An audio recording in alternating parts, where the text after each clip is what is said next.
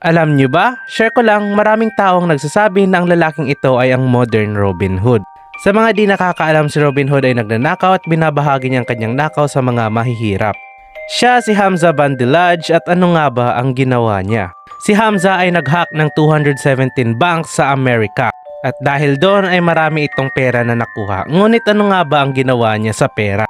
Dinonate niya ang $4,000 million sa mga charity sa Africa at Palestine. Dahil illegal ang kanyang ginawa ay hinuli si Hamza at hindi naalis ang mga ngiti sa kanyang mga labi. Hinatulan siya ng kamatayan at baka sa kanyang muka na hindi siya nagsisisi sa kanyang ginawa at hindi man lang naalis ang ngiti sa kanyang muka. At dahil doon binansagan siya na the smiling hacker. Tanong ko lang, kaparehong tanong ng mga tao sa Robin Hood. Tama nga ba ang ginawa ni Hamza or mali?